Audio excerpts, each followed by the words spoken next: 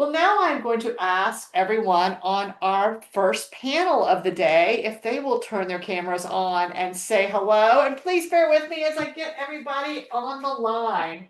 So I'm going to ask all of our panelists if they will turn their camera on and say hello. And I am going to go to everybody individually and ask them for a self-introduction. So Joy, I'm going to begin with you. Can you say hello and give us a self-introduction? Good afternoon, everyone. I am Joy Kelly Scott.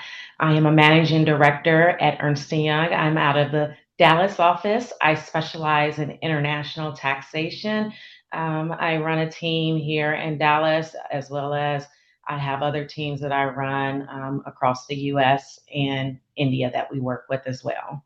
I'm happy to be with you today. Well, we are glad to have you. Thank you. And Heather, can you say hello and give us a self-introduction? Yes, hi everyone. So my name is Heather Corrigan. Thrilled to be here today. Currently, I am a senior manager over talent acquisition at Dick's Sporting Goods. So I've been there for about 6.5 years, where I've led a team of recruiters who hire for all of our corporate functions across the company. Before joining Dick's Sporting Goods, I worked locally here in Pittsburgh at UPMC and spent some time with the Columbus Blue Jackets in the NHL for a few years as well. I am born and raised in Pittsburgh, a little bit east of the city. Live in the Pittsburgh area today with my husband and two beautiful daughters. Happy to be here. We're glad to have you. And Megan, can you give us a self-introduction? Hi, everybody. My name is Meggan Jones. I currently am a senior manager over base operations for Southwest Airlines. I oversee their in-flight operation, or at least I support the team that does oversee that operation. We're a big team. I have been in leadership now for over 20 years and have done, I feel like, a little bit of everything from employment law, labor relations. I'm now doing a very operational heavy job. And so it's a pleasure to be here with you all today, and thank you for having me. We're glad to have you. And Jessica, can you give us a self-introduction? Hi, I'm Jessica Davis. I'm Vice President of News Automation and AI Product at USA Today Co. We include USA Today in 200 local publications, mostly local news sites across the US. I also founded our AI Council, which governs responsible use of AI across our organization a few years ago. So excited to be here and talk more about the human side of what we all do. Thank you. And Susan, can you give us a self-introduction? Sure. Good afternoon. I'm a partner in a private wealth team at Merrill Lynch here in downtown Pittsburgh. I work with business owners and senior executives. I've been with Merrill Lynch for 39 years. Love and life. Well, we are glad to have you. Well, ladies, we're going to just start out with all our questions. So for our first question, Joy, we'll begin with you and then follow up with you, Jessica and Megan. Joy, do you believe true work-life balance actually exists, or is it just more about boundaries? Wow, that's a good question to start off with. I truly believe in work-life boundaries and work-life balance. I think both of them blend. But if you want to think of them separately, when you think about work-life balance, it's what's part of your cloak, what's important to you. For me, quality time is what's important to me in my life. So quality time with my friends, my family, that's what means the most to me. And so when I work all throughout my career, even when I had young kids and now they're older and grown, it's always making time to spend with them and building that time into my calendar. Now, that may not be important to others. Maybe spending time to work out or spending time just doing things that build them up may be important. And so when you think about those different things, you have to build that into your calendar. And when you start building into your calendar, people respect that balance. And then you feel as if you do have a balance. But as far as boundaries are concerned, depending on deadlines, the boundaries may not work as much as you may want them to. especially if you have hardcore deadlines that you have to team with others to get things done. And so it plays a balance between the two. Thank you. And Jessica, we'll go to you next. Yes, Joy makes some great points. I actually don't believe in either. I believe in flow. And I think that for me, it's just a more realistic approach for Joy's so right. Like what's important to you and protect that space. I, am more likely to just give myself permission to flow between the priorities of work, and I may have some really big things that I need to get done, and then I may have times where my capacity might need to be less there, and I might need to be more present at home. And it's that flow and that mindset of like, okay, I'm going to be present no matter where I am. And it is an active permission though. It's really hard. And so to do that, yes, you need boundaries, know what you value, like Joy said. So that's where I'm at right now is I'm more thinking about that flow and how I communicate that to others. Thank you. And Megan, we'll end with you on this question. To me, the answer to this question is no, it does not exist. It is a constant struggle. And even when we set boundaries and that we have the best laid plans, those can get off kilter so easily. And I think that for women in particular, and we'll touch on some of these questions later, but we're constantly trying to achieve what this looks like. And part of the problem that I find with this, and even with boundaries, is that we kind of expect that balance means like giving 50-50 to work and to home.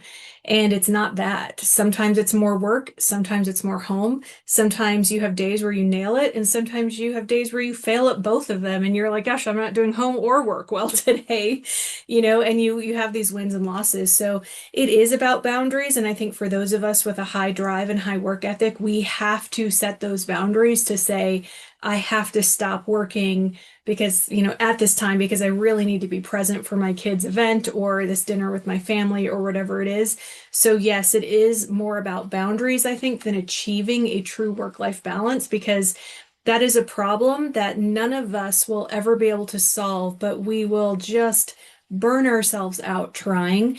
It's a direction that we have to change and a direction we have to set to work around the problem, because solving it will just lead us to a place of more frustration, burnout, and anxiety. So those boundaries are so important. And then grace and forgiveness to yourself when those boundaries aren't always met, because it's just not a perfect system.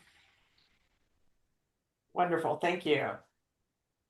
And for our next question, Heather, we'll begin with you and then follow up with you, Susan and Joy.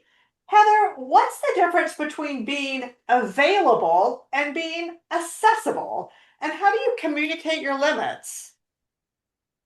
Yeah, so good question. So when I think about being available, I think about being like I'm here, right? So I have the time, I have the dedication that I can give someone or something in that moment.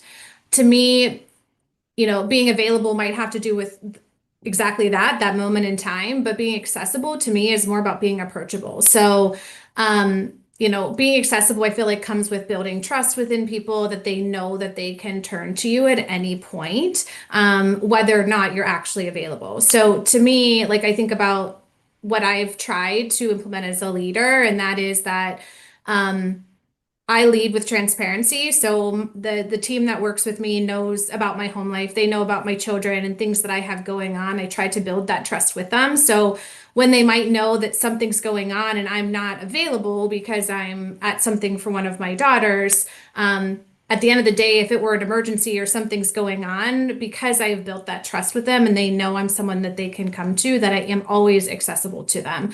And I would take that same thing back to the home life, right? Like there should be no family member that doesn't know that I'm accessible at all times to them. Even if, I'm at work, so I'm not available, that trust and comfort is there. So I think it's just about creating that clarity with those around you in the difference as well. Thank you. And Susan, we'll go to you next on this question.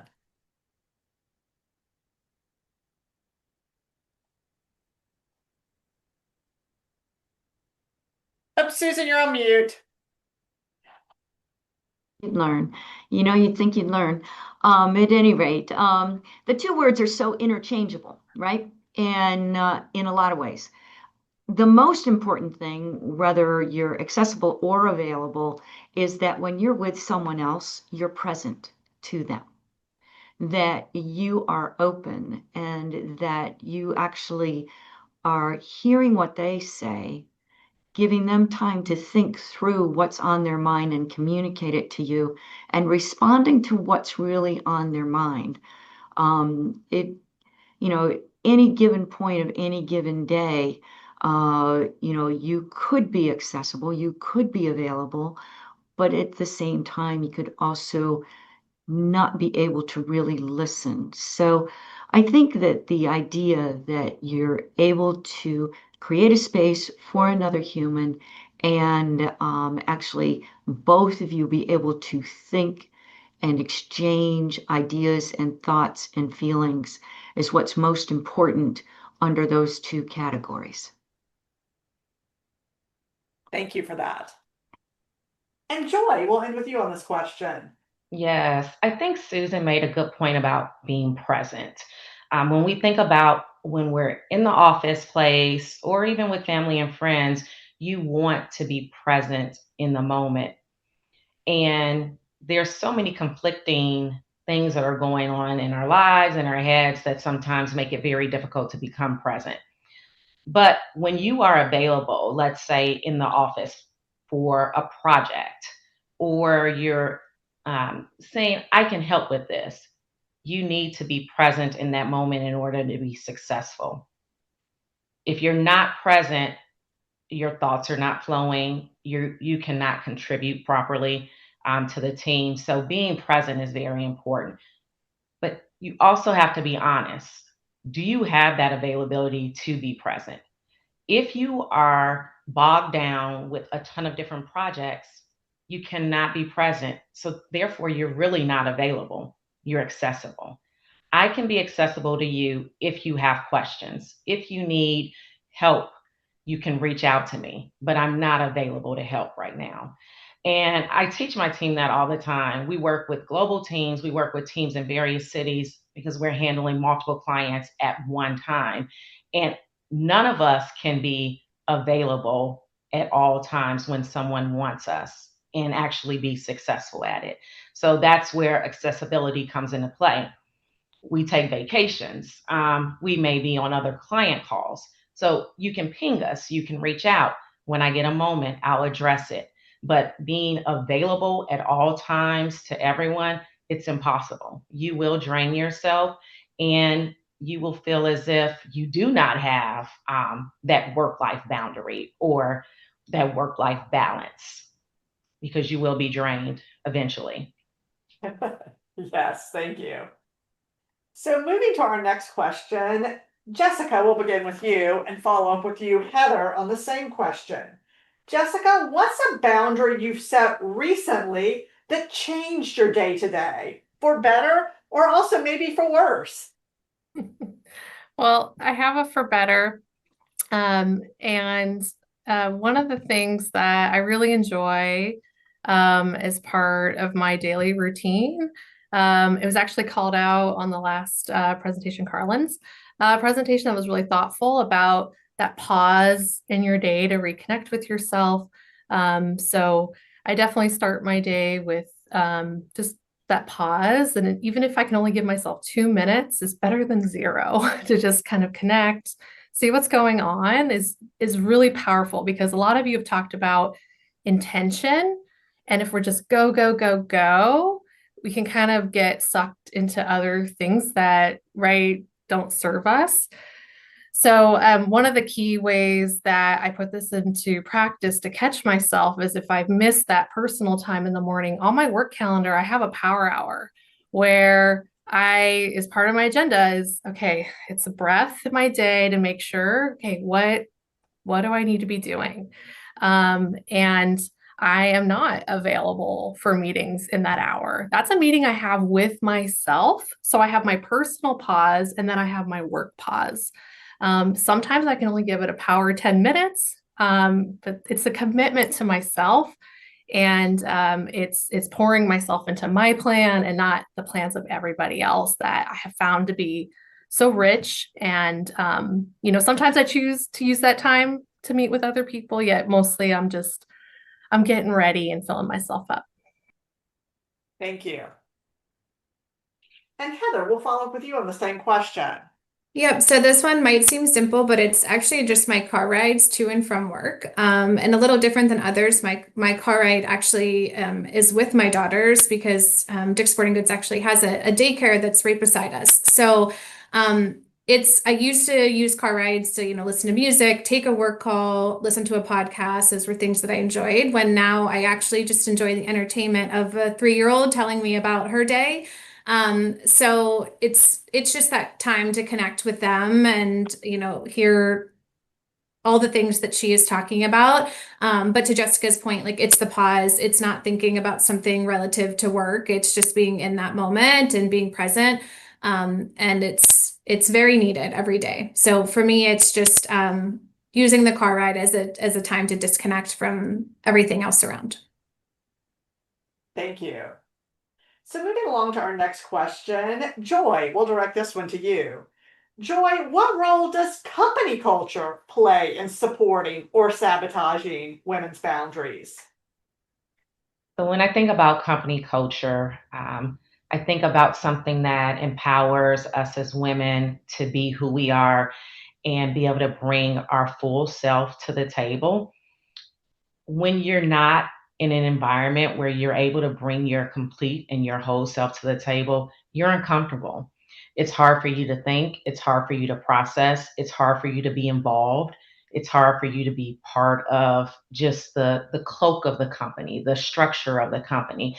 And so when a company has a great culture that does and offers different things to make you feel empowered, involved, whether it's through women's organizations or different initiatives that they give towards health and well being, women are showing up stronger and more powerful than ever.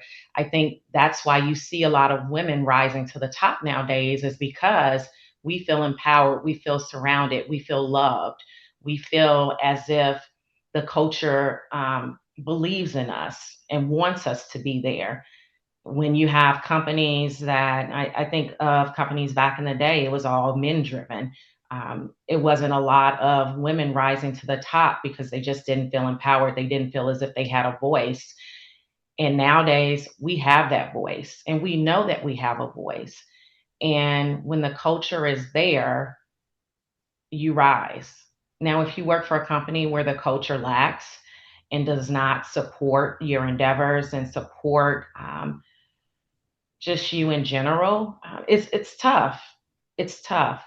I think I've been blessed to work with a couple of different firms, and I felt surrounded by love and generosity throughout my career. But I do have friends that have worked for companies where they may have had a top leader that did not empower them, did not value their voice. And I can tell you, those individuals, they began to shrink internally. They felt like as if they were not valued. They felt as if they were not um, an important person just in anyone's life, not even just at work. They felt very little inside. And over time, that person they feel as if they're devalued.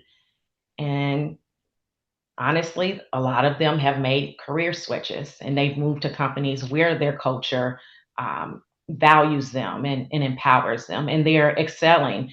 So I think if you are ever working in a culture where someone does not value what you are bringing to the table, it's hard for you to climb.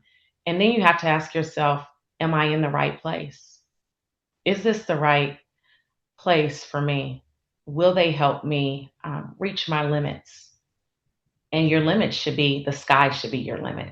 You should always be climbing because even once you reach one plateau, you can strive to reach the next one and the next and the next. Well said. Thank you.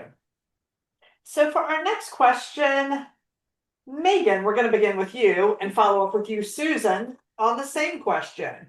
Megan, what are some myths about balance that you think hurt women more than help them?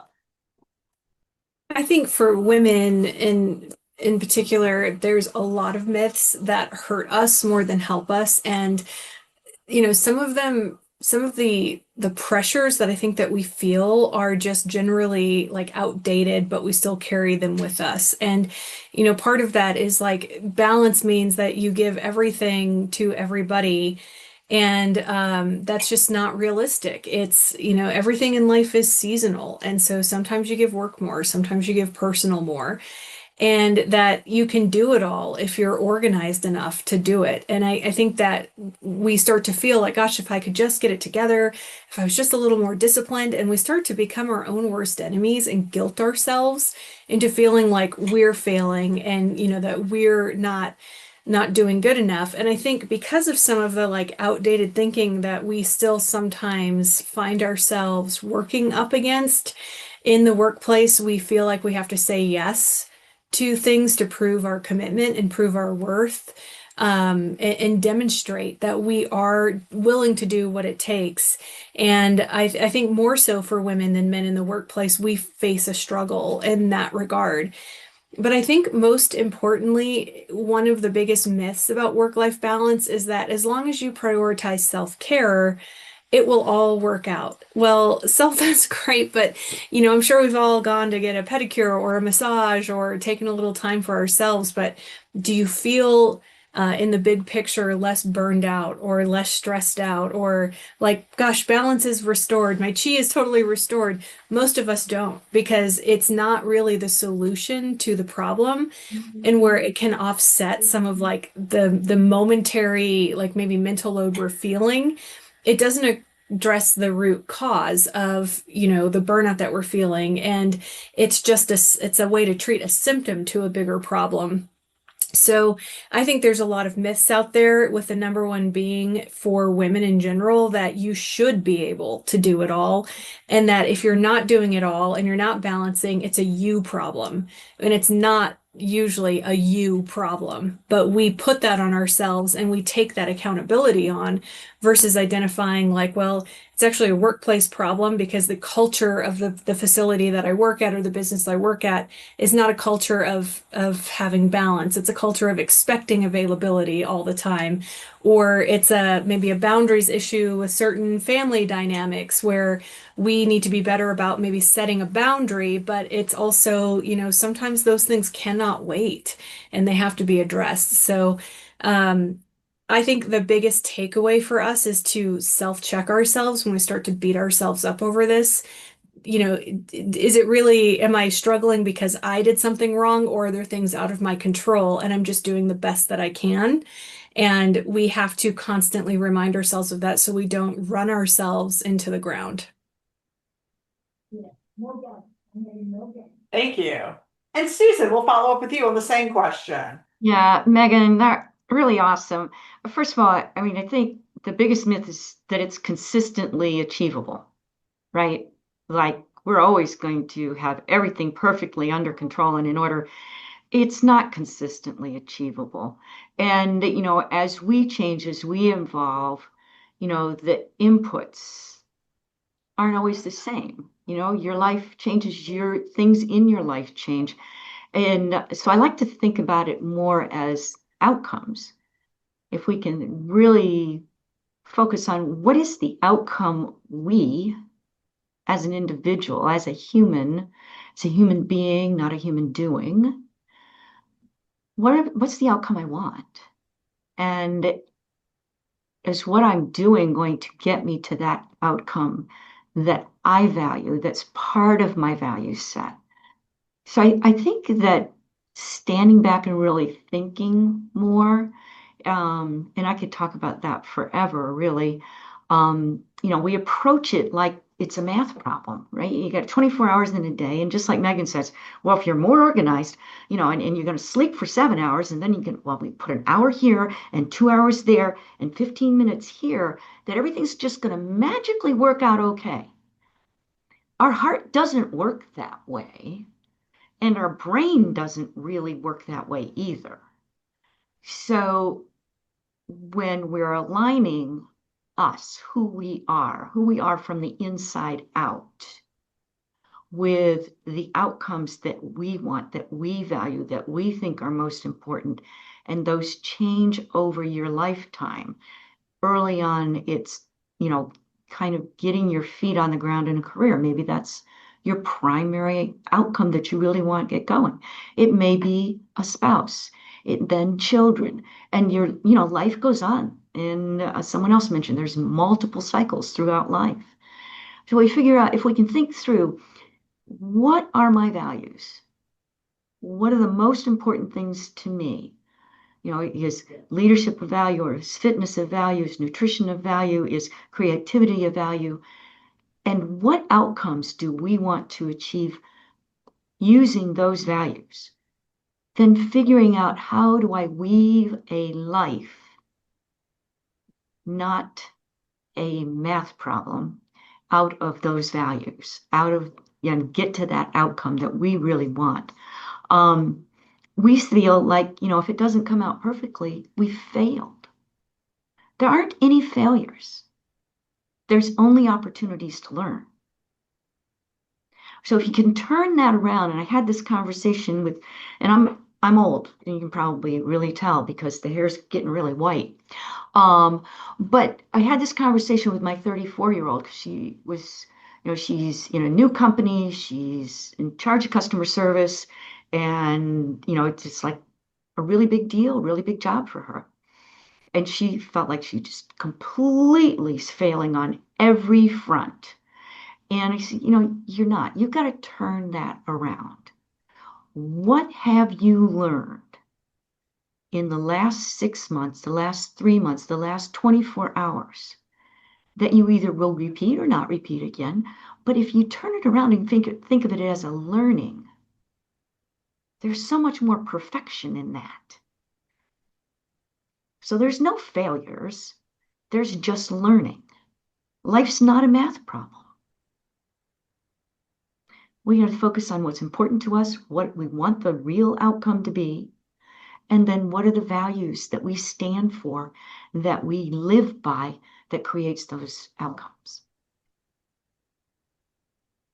That's wonderful. Thank you so much. So for our next question, Heather, we'll direct this one to you. Heather, how has your definition of balance evolved over the course of your career, or motherhood, caregiving, leadership? Yeah, so love the question, and it's absolutely evolved. I feel like through this conversation and multiple that have happened today, right? Like there's that talk of the season of life. So, you know, early in my career, before marriage, before motherhood, like balance to me meant leaning in and doing the extra projects, putting in those long hours, because to me, that's what motivated me, to show like that I was willing, and that was my drive. When I think about today, my motivation comes from a completely different place, and that's being a mother and being a wife. And I know that looks different for everyone, but for me, it's showing up at home, but then also showing up at work. So talked about my daughters, but something that I love right now is that when I drop off one of mine, she says like, "Mommy, have fun at work," or "Mommy is going to work." Like, so while she knows that there's things that are our time at night, and I'm always present for her, she also knows that I'm going and I'm trying to be successful, right? So the balance has definitely shifted, and I know I recognize it will continue to shift. So to Carolyn that spoke earlier when she was talking about her kids like only being this age for a short period of time, trying to constantly ground myself in that, and realizing that the boundaries are not a limitation for me. It doesn't mean that I'm not going to be successful in my job. It doesn't mean that I won't get a promotion, right? It's just a form of self-respect, and realizing that my priorities are where they are right now, and they will shift again in the future. Wonderful. Thank you. So moving to our next question, Joy, we'll begin with you and follow up with you, Jessica. Joy, how do you advocate for work-life boundaries on your team or with your manager without seeming less committed?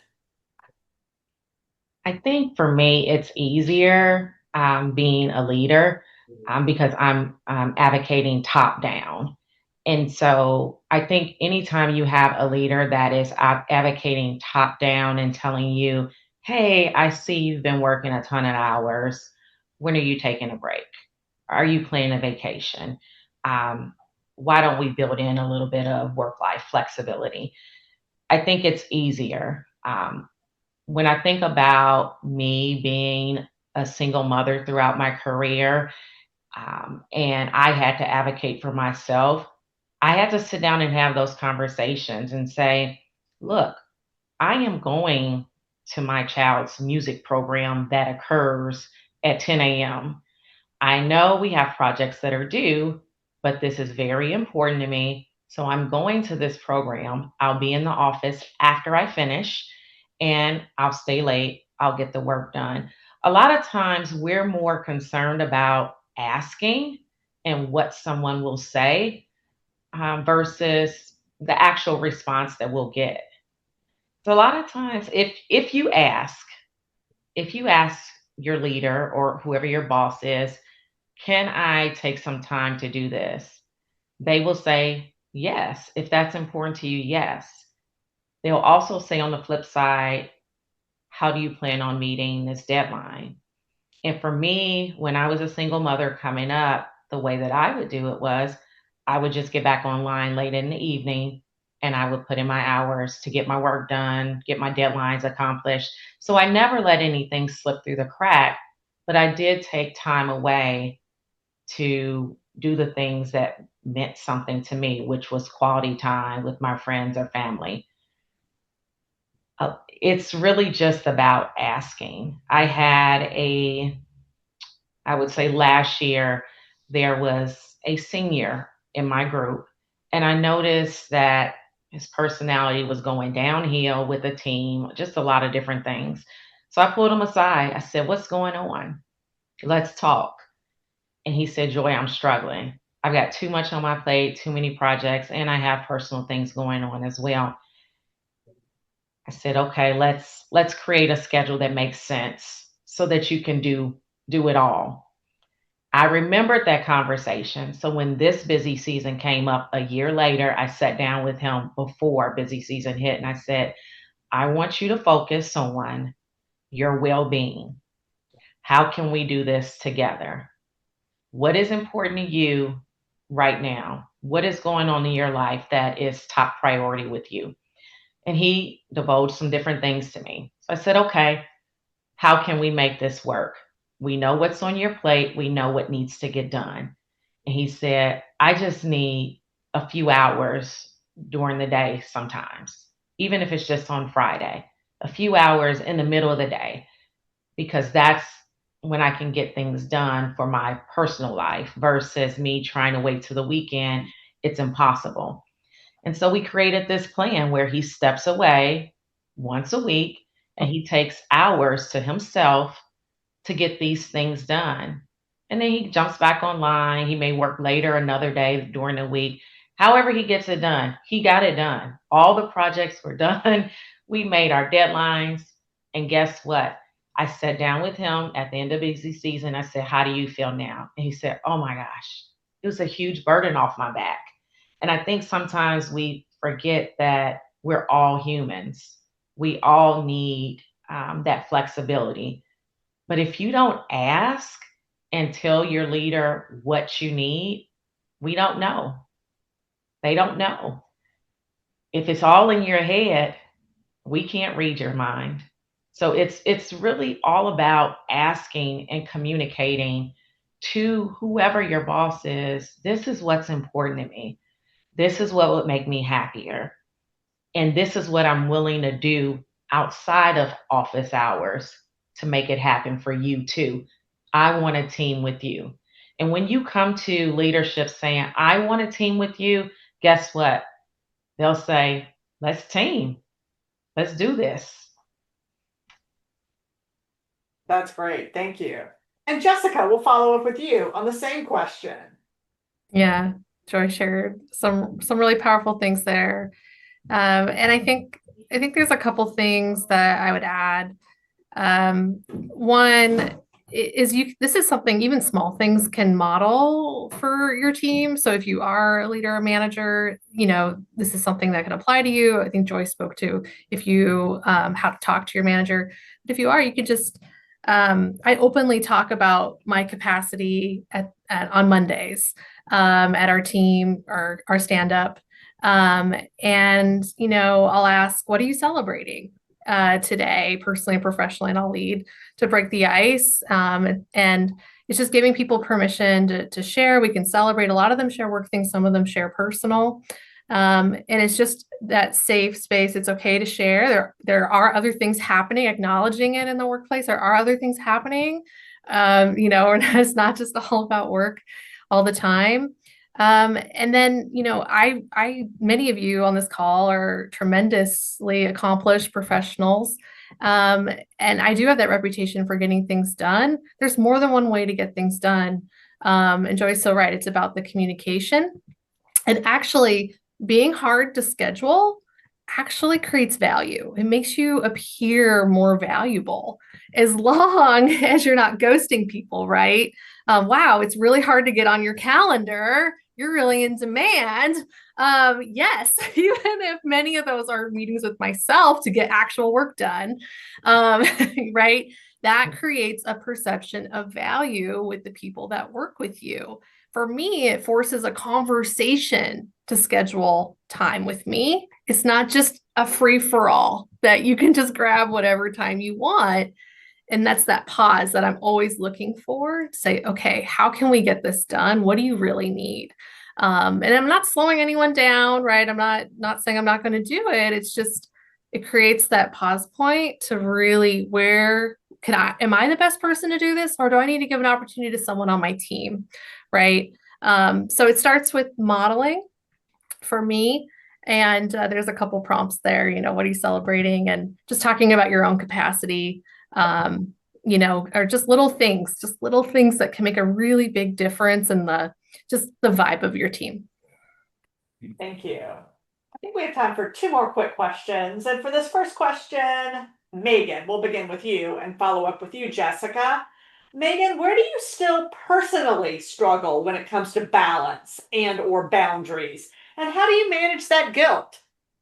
Well, sometimes this is an everyday struggle. It just feels like sometimes you just don't get it right.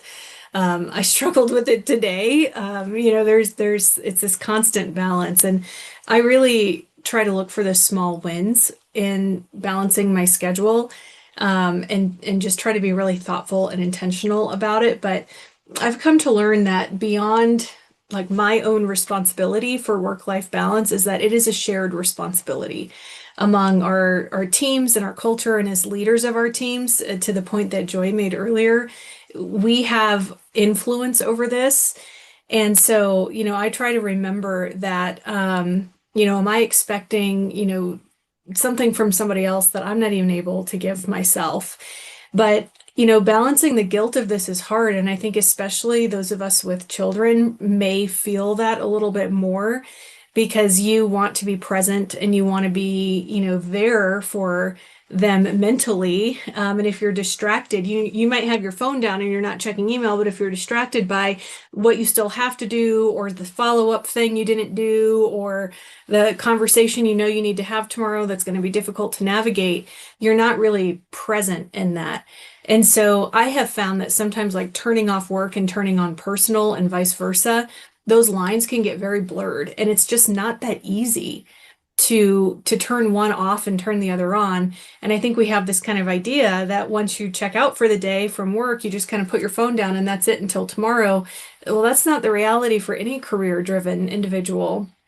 And those aren't the career paths that we've chosen. And so for me, balancing that guilt is a constant like self-check and reminder of like, okay, am I really falling short on the parenthood side of this if I work a little bit late tonight? Or is the room really going to burn down if I stay late and work on this tonight? And having to talk myself through that somehow, because I like working. It's good for me. It's productive. And there are days where sometimes working is more enjoyable than being a mom. And I love being a mom. It's the best thing I've ever done. But I go to work and I see results when I go to work. And sometimes you go home, and especially if you have teenagers, you're like, what am I doing everything wrong? I don't know if I'm seeing results doing this right. And so having to self-check myself helps me balance that guilt. But I think also that it will constantly be a work in progress, this topic, and recognizing that too, to give ourselves some forgiveness and grace that it's just not going to be perfect. And some days we're going to kill it, and some days we're not. And, just trying to be accountable to ourselves to make sure that we're not, number one, beating ourselves up, and that number two, we're being objective about where our time really should be spent that day.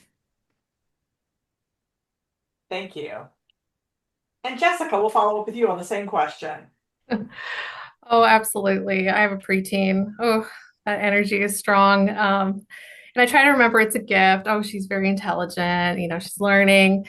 And so I think turning things into a gift is a real way to like think through, right? Especially when you have that flow Meggan has, where you're checking in with yourself, right? It's that active conversation.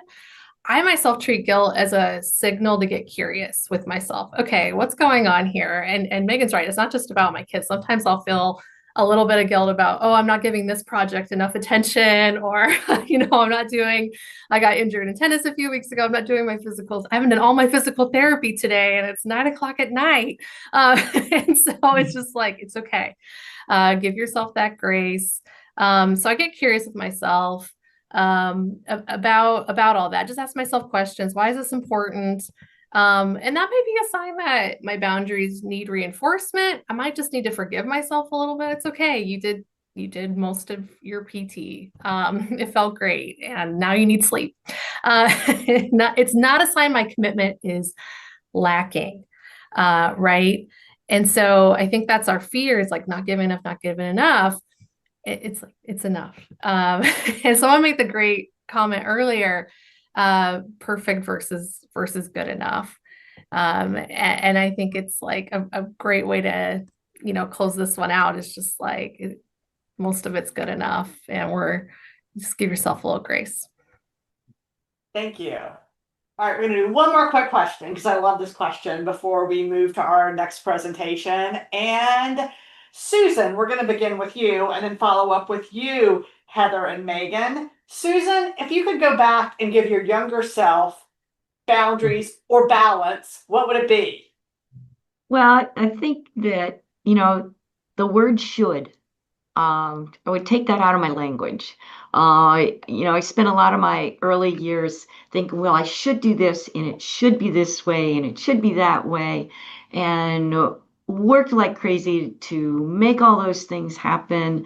And pretty soon I'm exhausted, and you know how the whole little spiral works when everything is out of balance, and things stayed out of balance for too long. So that's kind of when I went to the idea of like, wait a minute, what do I really want to happen at the end of the day? What is the outcome I want? And okay, is everything I'm doing right now, am I just doing a bunch of busy work? Are any of these things I'm doing going to get me to that real outcome that I want? So I think the word should is a hazard. And if I was talking to myself, 30 years ago or 40 years ago, I would have suggested I take that out of the equation. The other thing is ask for help. It's not a sign of weakness. It's not. Sometimes you actually do need help with things. And not from a poor me, I can't get this done state. It's from, let me invite you in. Come be part of my world. I'd love for you to help me with this or with that. And it brings people closer to you. It makes you a real person. If you're in a leadership role, and I have had the luxury of doing so for years and years and years, when you ask someone to help you, it makes them feel part. It brings them into the equation. And so you're not only helping yourself by asking for help, you're helping them. They're giving them an opportunity, giving them something to expand on. And so I think those are the primary things. Asking for help, get rid of the word should. Remember, balance, to me, it's circular. We use the word balance because I just don't think we know what other word to use. It seems like it should be balance. But again, back to previous comment, it's not a math problem. It can't be a math problem. Every day is different. Every day and parts of your life are different. And so it's really circular. And you go around the circle and adjust all the time, constantly adjusting. Thank you. Mhm. And Heather, we'll get to you next.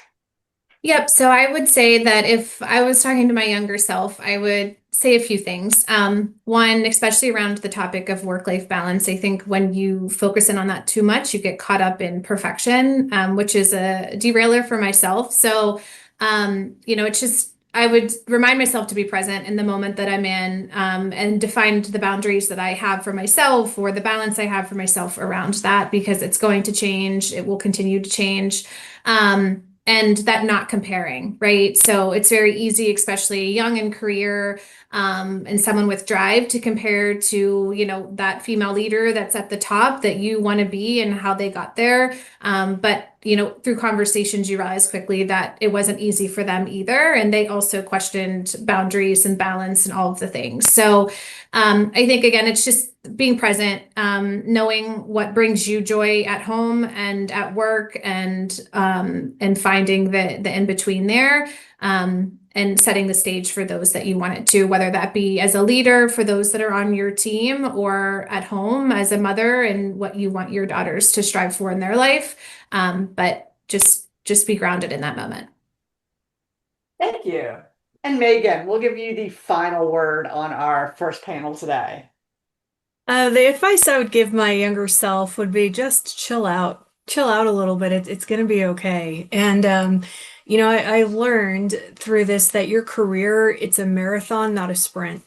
And I think especially in the early years of my career, like just trying to do it all and feeling extremely motivated and not being, that not understanding early on that advocating what you need is a really big part of your quote unquote balance or boundaries, that asking for a little bit of flexibility or clarity on what you need or what you're working on, that is essential for doing our work. And sometimes we just assume like, oh, I have to have this in by a certain time, or I have to have this done, or so-and-so is going to think, fill in the blank.